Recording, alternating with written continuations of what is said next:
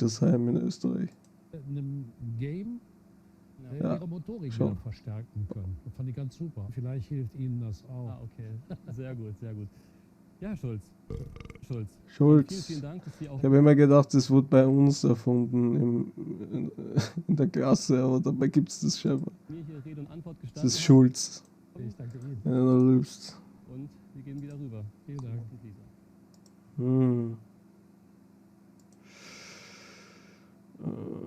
Da haben wir das schon gehabt, Richter. Das haben wir schon angeschaut, An oder? ihrer Hochzeit. Hat man sie nicht entlassen? Kommen Sie mal nochmal nach vorne. Ja, das haben wir schon gehabt, genau. Dann tun wir das weg. Was haben wir noch? Da haben wir noch 2 Videos. Which Pokémon? Pokémon habe ich ja auch schon so lange nicht mehr weitergespielt. Oh mein Gott. Which Pokémon which von Dawn? Which generation has the best Pokémoncenter? Schauen wir mal.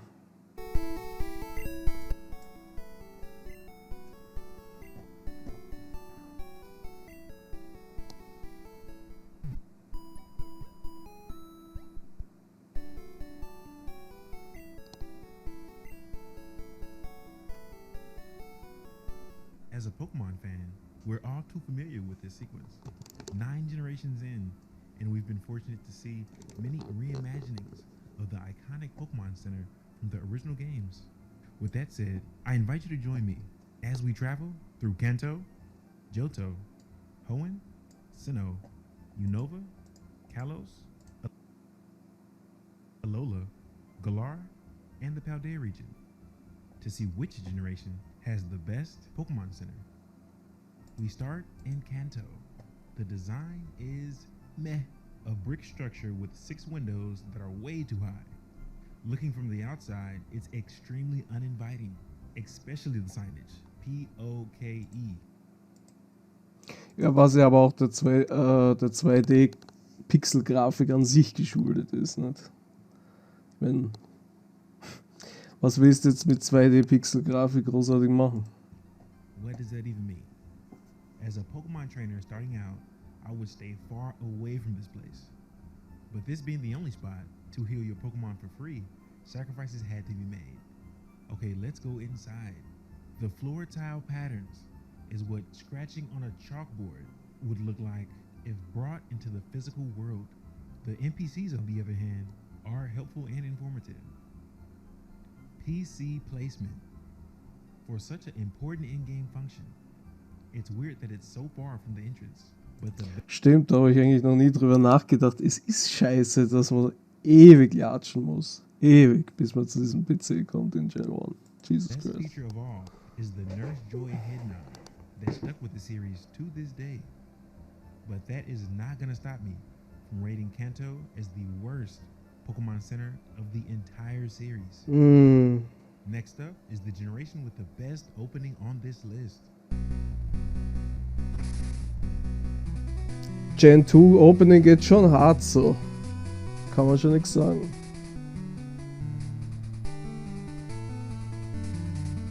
What a masterpiece. Back to business. Are we regressing? If there's no windows, run away. The pink brick and the roof are fitting with the staff uniform though. Ja, stimmt, man hätte ein paar Fenster einbauen können. Jetzt, wo er es sagt, muss ich ihm recht With the geben. healing station getting Fix. a noticeable upgrade. Plus the square ottomans are a nice playful addition, but nothing remarkable. And as a result, the ranking is gonna be low. Moving toward the modern era, major improvements were made with the Gen 3. The red and white is very distinctive. The signage saying PC is very customer friendly. Added with the Premier Ball as the logo really completes this design. Looking more like a hospital and not a back. Das Gen 3 Pokémoncenter ist auch geil, ja. Really shines. A glass Aber Gen 3 ist generell nice. 2 Pokeballs facing out and a flat screen. Now this is a Pokemon Center. Gen 3 ist generell so geil. Ich liebe Gen 3. Let's take a moment Gen 4 ist auch to geil. admire the best Pokemon Dieser Chibi-Stil, der hat schon was. Der hat was. Das kann schon was. Das kann schon ever was. created. The exterior is lackluster. The move to 3D really takes away the soul Not to say the design is bad, but it for sure is missing something. Coming off more of a hollow shell of its former self. Colors coming off more flat and lifeless. And that's going to take a hit in the ranking. Ja, das ist halt dem Stil geschuldet, würde ich sagen. Der Grafikstil generell. Gen 5 hat mir auch nicht so gefallen vom Grafikstil. Vor allem waren die Pokémon-Sprites so aufgebläht. Ich meine, ich habe einen normalen 3DS gehabt, da war es nicht so arg.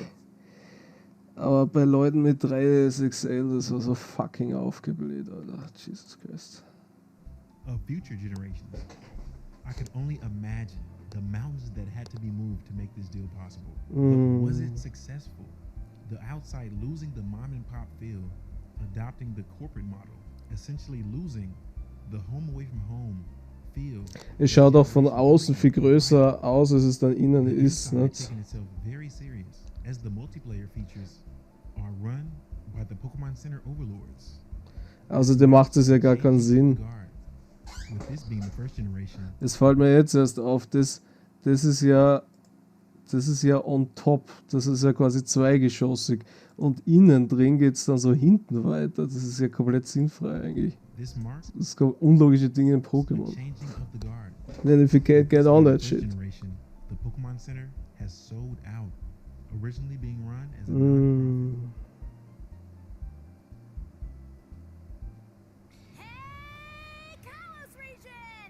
One of the most lush and beautiful regions in my opinion. The Pokémoncenter is styled to perfection. Ja, aber XY sind so schön einfach. Now once you're Sind inside, so schöne you're faced Spiele. with disappointment. You realize this isn't a Pokémoncenter, but more of a Pokémon rest stop. As there's two sitting areas with a healing station at the Ich center. liebe diese Haartextur No von amount dem Female Main Character. Schaut extrem gut aus für ein 3DS. Ich weiß noch, wie ich XY zum ersten Mal gestartet habe und habe mir gedacht, Alter, die Grafik ist so geil mit diesen Vogel-Pokémon und so. So geil. Blend together nicely. The slight elevation lets you know this is an establishment and should be treated as such. What you're greeted to on arrival is a clear vision of what this Pokémoncenter wants to be. Cafe, healing station, and Pokemart. The teak wood Pokeball surrounded by leaves, engulfed by a brown stone, then the hardwood floor planks. The awe-inspiring design. This is the apex of Pokémon centers. Flawless in every aspect. Ich disagree da ein bisschen mit ihm, weil ich finde diesen Kontrast so stark, weil zwischen diesem Mittelteil, der wirkt so extrem steril und so sanitär irgendwie, und das Äußere ist mehr so auf Kaffee, so Seiten auf Kaffee, you know?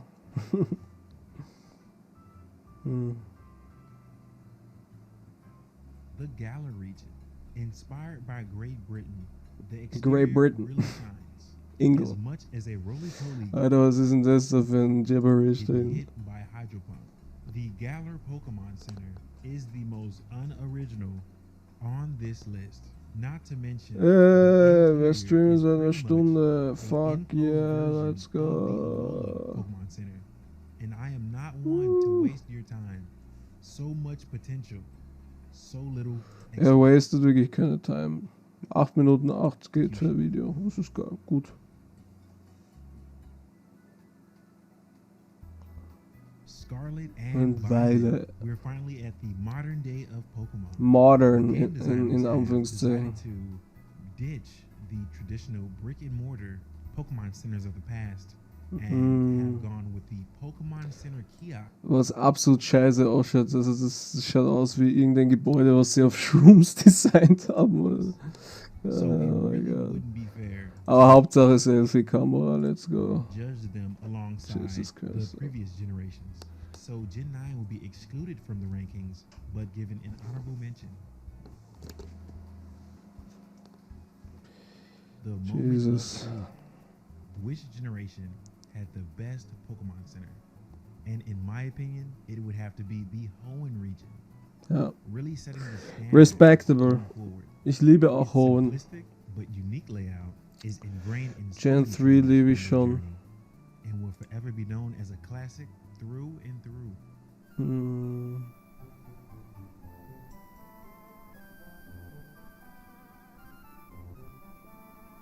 Love it. Ich liebe dieses Intro auch.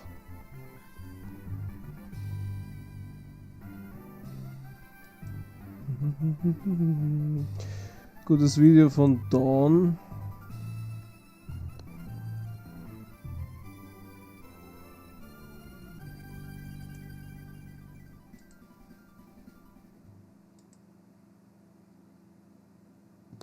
Dann machen wir noch ein Video vor. Ja, das ist ein langes, gell. Ich brauche halt wirklich jetzt einmal ein Wasser, aber ich wollte noch ein kurzes reinballern. Ich bleib live, keine Sorge, ich bleib live.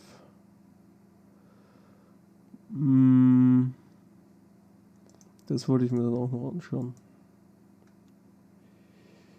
Die Pokémon Game. Grand Theft Auto Trailer, lassen wir oben. Ich aktualisiere mal, schauen wir mal, wie viele Views wir haben. 106 Millionen Views. Holy shit. Genauer gesagt 106.870.450 Views. Kommen wir auf die Milliarde Views? Das ist die Frage. Ja, dann feuern wir das noch. Typical Apple Innovation Scary Fast Event. Aber den Linus, dann stelle ich mir auf 1,25. Dann passt das. Go. Believe it or not, you didn't just travel back to 2019. You watched Apple's Scary Fast event announcing mesh shaders, ray tracing, and space black finish. No, believe it or not, you didn't just travel back to 2019. You watched Apple's Scary Fast event announcing, among other things, their latest M3 chip lineup. But while some of what they talked about felt a little yesterday's news, but magical this time, typical Apple, the rest of it was full of some pretty big dunks on the rest of the computer industry, which is also becoming kinda typical Apple. I mean, here, think about all the variety in the world of PC laptops. Apple's, by contrast, are downright boring. They don't even have touchscreens for crying out loud. And yet, they deliver time and again on what matters so effectively that I can't even blame folks for flocking to them. Say it with me, PC industry. Nothing else matters until you get these things right. Power efficiency, performance, and portability. Portability. Now that they've got a new process node, the number 3 is everywhere here. 3 nanometer on the M3 chip with 3 main M3 SKUs. The announcement video is 30 minutes, 31 seconds long, held on October the 30th in 2023. What is next? Are they going to make me write 3 segues to today's sponsor? Hetzner. Oh god, they're sponsors. Shit. High-performance cloud servers that now have dedicated vCPUs, which provide a Oh mein Gott, da können wir den Sponsor mal rausnehmen. Let's go. the most powerful laptops we've ever created, which is kind of a no-doy moment. I mean, why would you make a new one that isn't better? But after all those years of Intel missing their tick-tock development cycle and rehashing the same 14 nanometer chips, it kind of makes sense that Apple feels the need to rub some salt in their X's wounds and clarify that, yes, generational improvements are actually a thing. Let's start with the GPU. They're claiming that their new 3 nanometer hotness is the biggest leap forward in graphics architecture ever for Apple Silicon. And considering what they had before, they're probably right. Hardware-accelerated ray tracing and mesh shaders, while nothing new to PC gamers, are certainly going to be a key part of their path toward making Ray Tracing sagt mir was, aber Mesh Shaders, so jetzt keine Ahnung, was das ist. games look incredible on the Mac. Alan Wake 2, for example, just came out to rave reviews over their implementations of these key technologies. But Was mir an Alan Wake 2 auf den Sack geht, ist, dass es Digital Only rauskommt. Ich hätte halt lieber gehabt, dass es auch eine Disk-Version gibt, weil ich habe mir gedacht, das wäre sicher ein geiles Steelbook geworden. while Genau, the game richtig. looks amazing, older 10 series NVIDIA cards struggle with it due to Alan Wake 2's requirement for mesh shaders having dropped support for vertex shaders altogether. Shit. So, while Apple's announcements might not sound impressive if you've been hearing these words for almost half a decade, in typical Apple fashion, they're showing up to the Das ist halt das Problem mit PC-Gaming, nicht? Weil PC-Gaming ist geil. PC-Gaming ist geil. PC-Gaming ist nice, tatsächlich. Aber es ist auch teuer as fuck, expensive as fuck. Vor allem ist es expensive as fuck, wenn man immer die neuesten Spiele spielen will, nicht? Ich meine, wenn man nur Retro-Games spielt, dann ist es scheißegal, aber wenn man die neuen Sachen spielen will, die Recent Releases und stuff, Jesus Christ, man. Let's just schauen. Party just in time for their implementation to actually be useful. Kind of smart, really. But they've also got some outright new stuff, like dynamic caching. In a nutshell, M-Silicon Macs use unified memory that is shared between the CPU and the GPU. And normally, some portion of that memory would be reserved for the GPU by looking at the maximum amount it could possibly need for the most intense parts of a game or a video editing workload. And ich frage mich sowieso, was macht man mit einem Apple-Computer? Weil du kannst keine Games spielen, du kannst eigentlich keine normalen Programme benutzen, du kannst... Was machst du eigentlich? Was machst du mit einem Apple? Nicht viel. then holding Einfach nur flexen, dass du ein Apple hast. at Lul. all the time. But now, M3 can dynamically determine exactly how much memory it actually needs in any given moment and allocate that to the GPU. It's on all 3 of the new chips, there's that number again, and it supposedly dramatically increases the average utilization of the GPU. We're gonna have to wait and test it for ourselves, of course, but if it's done well, this is a major benefit of a tightly integrated system. Though you'll be paying a major... Ich meine, das Einzige, was ich mir vorstellen könnte, vielleicht Music Editing oder sowas, dass das auf Apple irgendwie besser funktioniert. Aber ansonsten hätte ich keine Ahnung, was man mit einem Apple macht. premium for it, especially if you shell out for the 40-core GPU version of the M3 Max rather than the 30-core base one. Cutting-edge costs, though, and if their vague and nebulous slides are to be believed, M3's performance per watt is about to put even more pressure on the likes of Intel, who recently resorted to rehashing old CPUs again with their 14th gen desktop processors. 14th is really not Intel's number, hey? 14th Gen ist schon Intel krank, ja. CPUs, this whole event had major Jilted X lover vibes, am I right? Like, how many times did they mention Team Blue? Intel. Be that as it may, the CPUs on these new chips look very, They just love see you Intel. later, don't need you impressive. First, not I only love are the P Intel. cores and the E cores 30 and 50% faster than the M1 respectively, but they've improved the branch prediction on both and strategically juiced up core counts, so the regular M3 and the now entry-level 14-inch MacBook, the 13-inch model, is an 8-core CPU with a 10-core GPU and support for up to 24 gigs of unified memory. The M3 Pro sports 12 CPU cores, 18 cores for graphics, and up to 36 gigs of unified memory. That is a pretty good amount of memory for a laptop.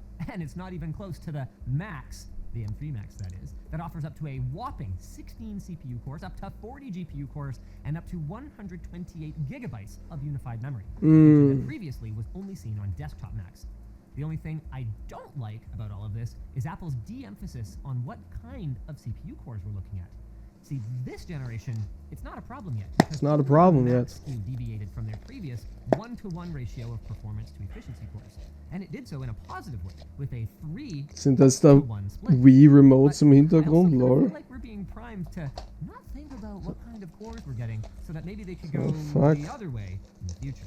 But that's for future lines to complain about. For now, the M3 lineup has more going for it than just a new chip. Apple continues to lead the way on laptop displays, with their Liquid Retina XDR display peaking at up to 1600 nits in HDR and 600 nits in SDR, all Nits. running at 120 hertz. That is astonishing for a machine that runs on battery. And speaking of, they couldn't resist taking some shots at Intel over their crummy battery life, boasting that an M3 machine will give Intel Mac owners up to an additional 11 hours of battery life, alongside the up to 11x performance uplift. Aha. An uplift that is consistent whether you're plugged into the wall Also or Apple on your bleibt phone immer with battery. vage mit ihren Whereas Beschreibungen. now, if you feel the need to step outside for some fresh air or just to change Touch the scenery, grass. you don't have to worry about a worse digital experience because of it. Just unplug, pop your M3 MacBook into an LTT backpack, which has lots of space for even the 16-inch in there, and an AirTag in the hidden pocket, and walk away. LTTstore.com.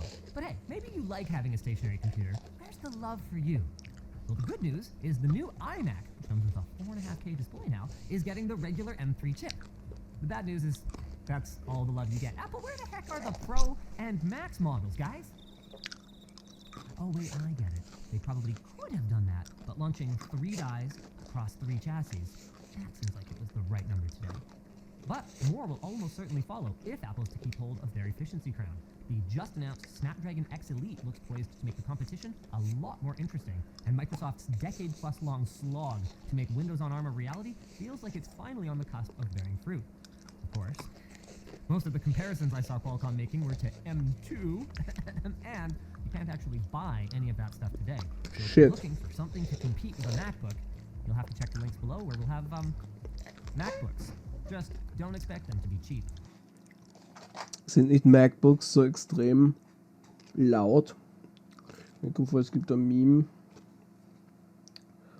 dass MacBooks laut as fuck sind.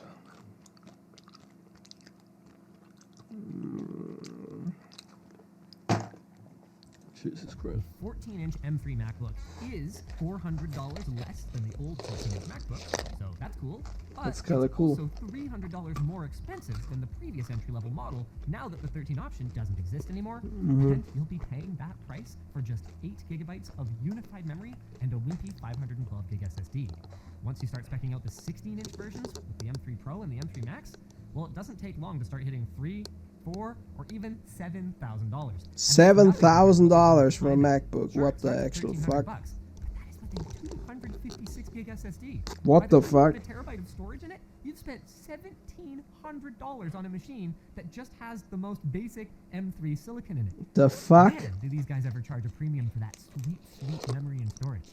Just like I'm about to charge a premium to our sponsor, Backblaze. Backblaze is an affordable and easy-to-use cloud backup solution that starts at just $9 a month. They make it so simple. You can back up almost anything from your Mac or your PC and access it from any. If you guys like this video, Backblaze has got you covered. They even have us covered. We back up our servers to Backblaze nightly. So sign up and get a 15-day free trial with no credit. Ja, gutes Video von Linus. Apple ist halt komplett am Scammen. Aber ist, glaube ich, eh nichts Neues, oder?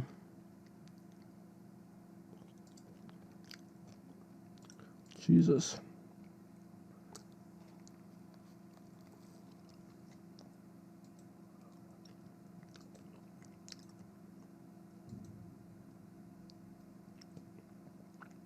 Dann machen wir noch das Secret of the Savvy Islands. Das schauen wir uns jetzt noch an und dann machen wir Pause.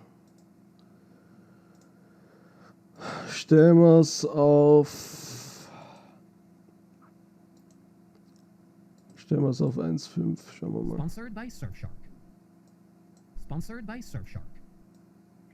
The Pokemon region of Kanto, based on the actual region of Kanto in Japan, defined the Pokemon friend. Fun Fact: Es gibt auch in Saints Row 2 eine Mission, die heißt die Kanto Connection. Da habe ich auch an Pokémon denken müssen.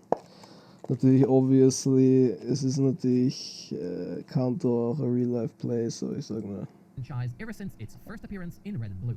It has subsequently been remade in Gold and Silver, then Fire Red and Leaf Green, Hard Gold and Soul Silver, and one final time in Let's Go Pikachu and Let's Go Eevee. Let's go Eevee. But for all its incarnations, there is one area of Kanto that only existed once, was exclusive to the 3rd generation, and never remade.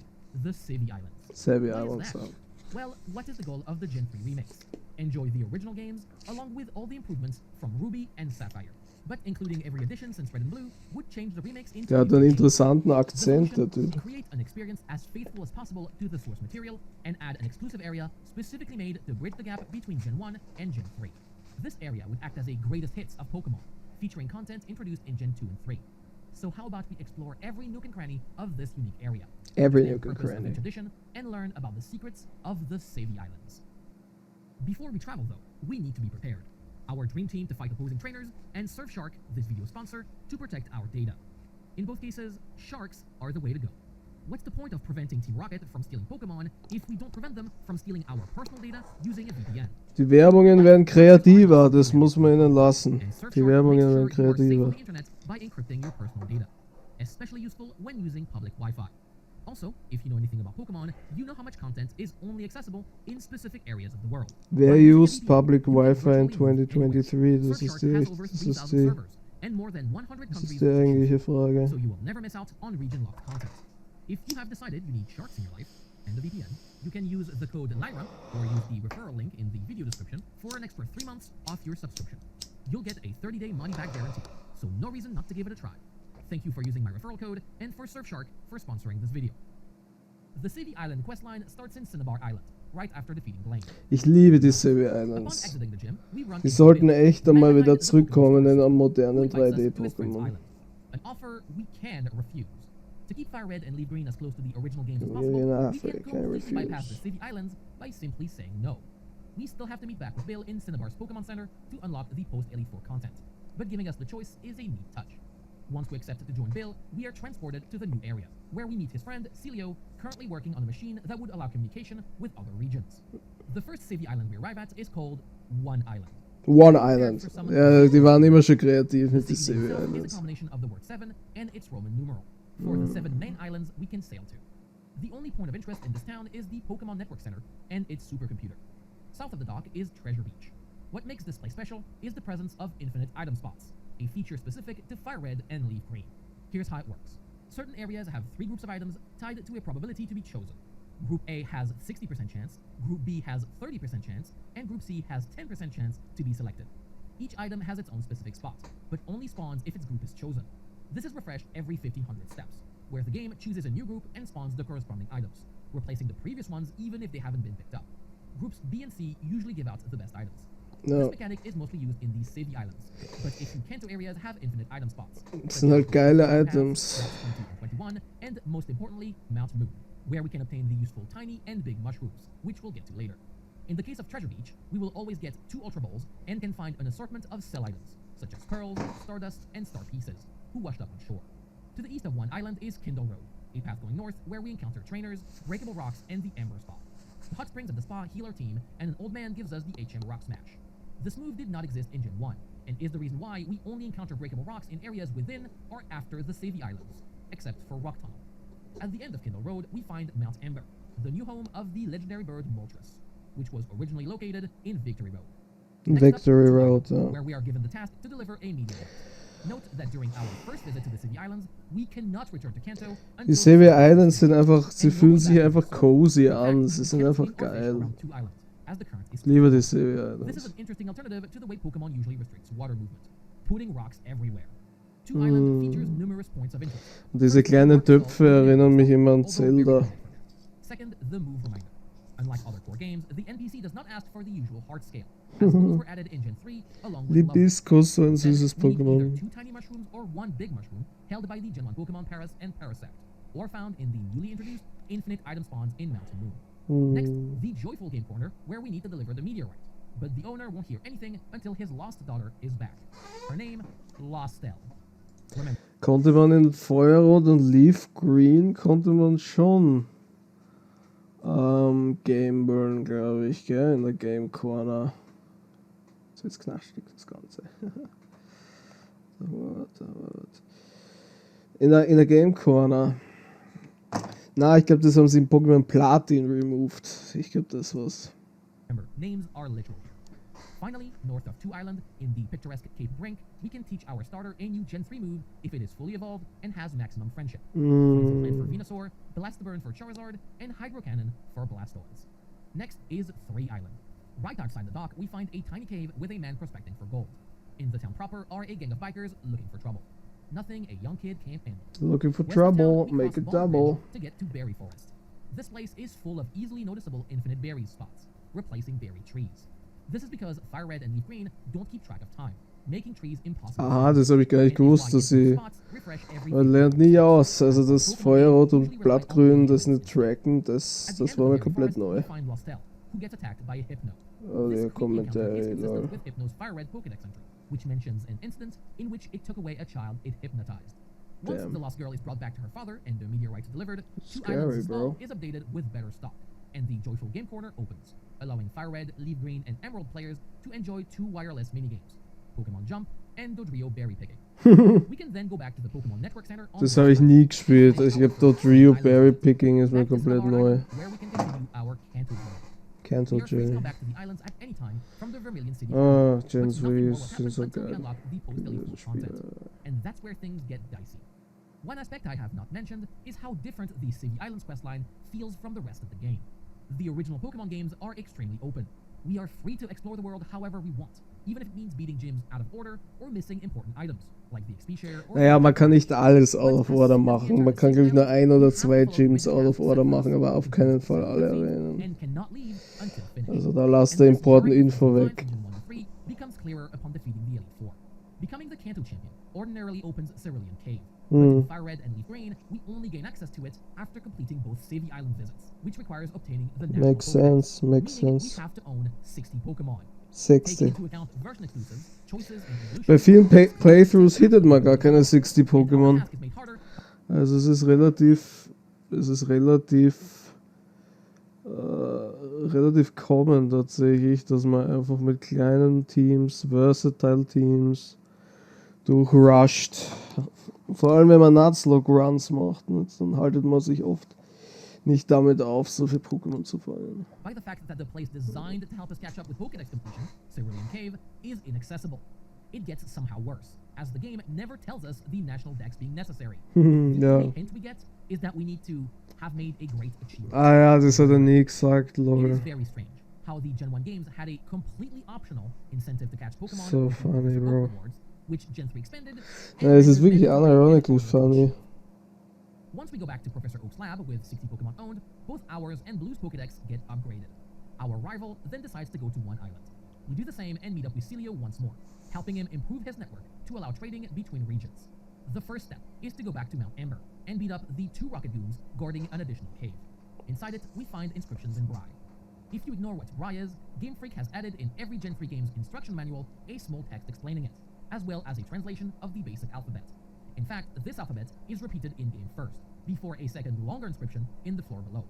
This writing system was also used in Ruby and Sapphire to find the legendary... Also das waren eigentlich gute Ideen. Also in Fire Red und Leaf Green hat man einige gute Ideen umgesetzt tatsächlich. Muss man schon sagen. Muss schon ehrlich zugeben. Moo Milk. Eins meiner Lieblings-Items. Moo Milk. Ich liebe Moo Milk. Giving us access to a small patch of grass exclusively containing Dunsparce. The only other place to obtain this Pokemon in Gen 3 being Pokemon Colosseum. Pokémon Colosseum, auch geil. Love Pokémon Colosseum. Love that shit. Ich meine, ich hab's leider nie gespielt, aber ich habe mir Gameplay angeschaut. Geiles Game, geiles Game.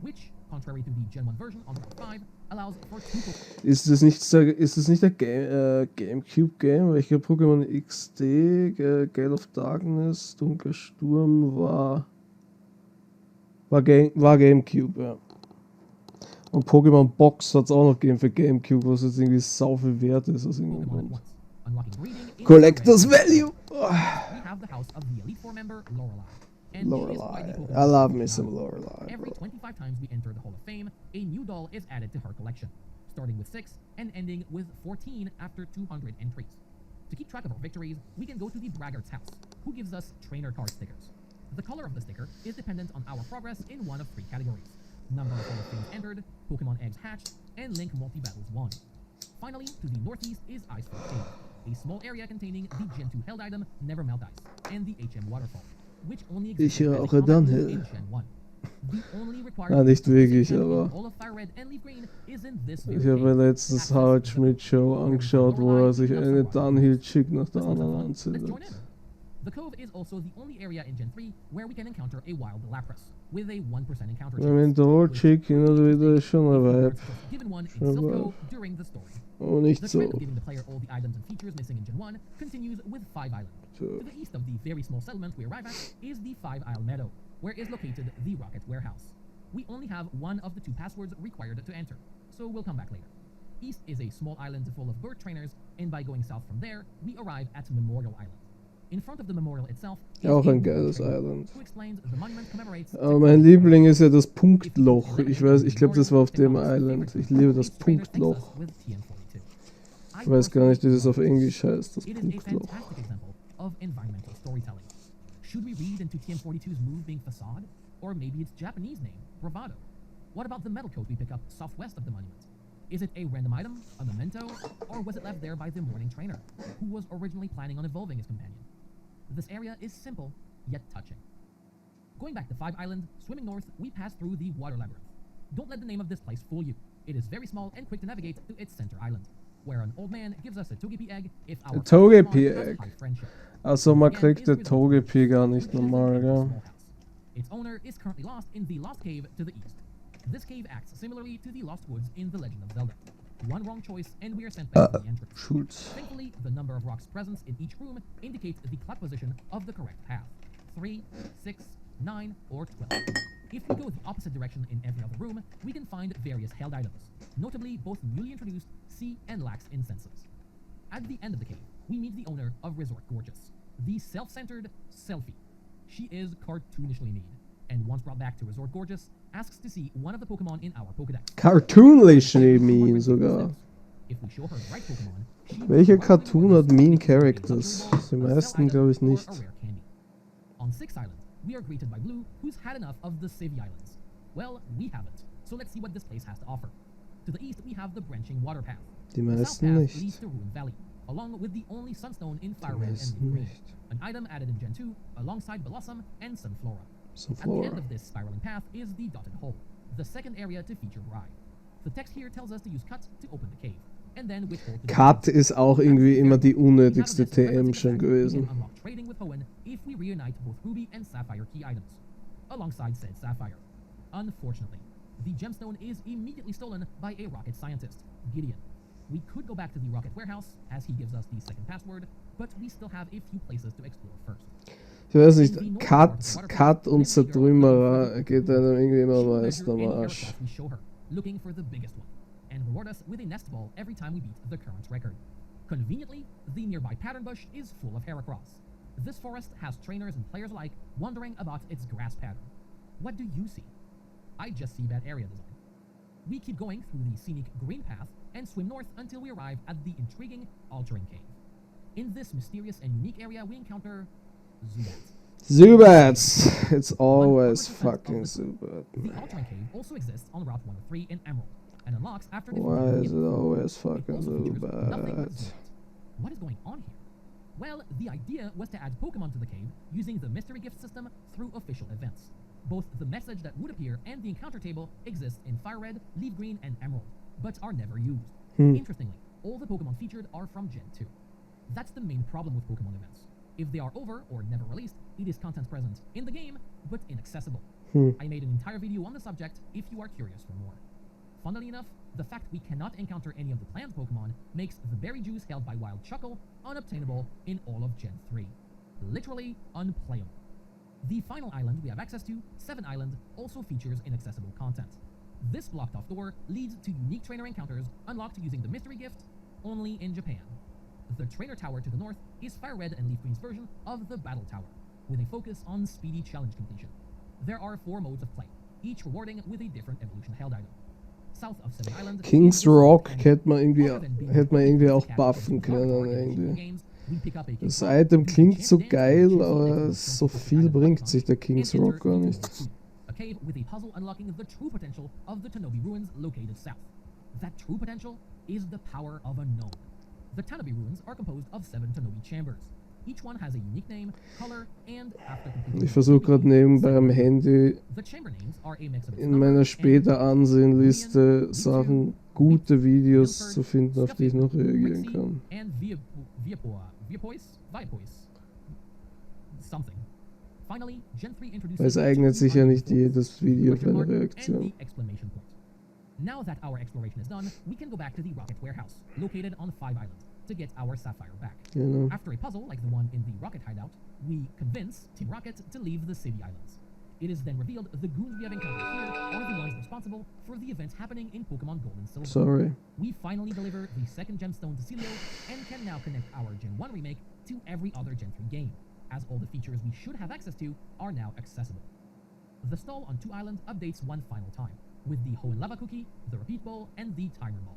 In fact, we can obtain almost every Gen 3 ball now, thanks to Infinite Iron Premierball ist auch Ball, Dive Ball.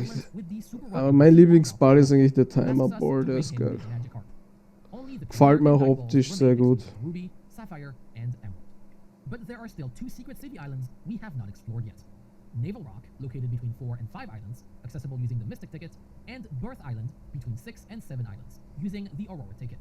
The tickets were only obtainable through mystery gift events, specific to Fire Red, Leaf Green, and Emerald, and the islands don't show up on the map until we visit them, or not at all in the case of Emerald. Naval Rock is home to both Lugia and Ho-Oh, and we can pick up the Lugia ist ein geiler Name für Pokémon. Birth Island is where Deoxys, Stell dir vor, du nennst dein Kind einfach Lugia. Wie based wäre das? Giga-Chat. and I wish they weren't event exclusives. Giga-Chat. But if you know where to look for, you can find ways to trigger these events even today. And there we are, all the city islands explored and the quest line completed. We finally unlocked Cerulean Cave, where Mewtwo awaits us. Now we understand why these islands were absent from subsequent renditions of Kanto. Hard Gold and Soul Silver introduced all the Gen 3 and 4 changes within the story, and Let's Go Pikachu and Eevee purposefully only included Gen 1 content. It is a bummer the city islands were lost to time, as they feature some of the best parts of Gen 3. They also would have gained from being easier to access, as the National Pokédex requirements would be tough, but are a fantastic reward for those who are determined.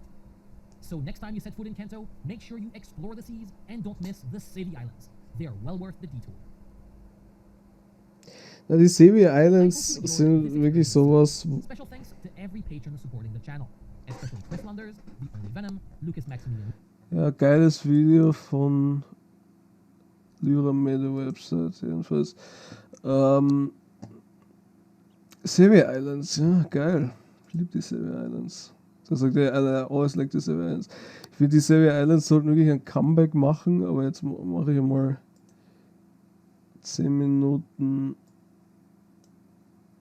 Kaffee/Punschpause mache ich jetzt hier. So, jetzt willkommen zurück, machen wir wieder weiter. Ich habe jetzt da gerade geschaut, was man sich noch reinziehen kann. Machen wir mal die ganzen Sachen dazu. Was ist denn der aktuelle Stand bezüglich GTA 6 Trailer Views? Wow, sorry. Ich glaube 107.659.000. Jesus Christ, Alter. Das ist einiges. Das ist einiges. Ich frage mich, ob wir heute noch die 110 Millionen erreichen. Ich glaube schon. Ich glaube schon. Und zwar habe ich da jetzt gerade in der Kaffeepause geschaut. Sostradamus kann man noch schauen. Und zwar Horstlichter wie Schlümpfe. Ganz, ganz wichtig auf jeden Fall, dass man das noch dabei hat.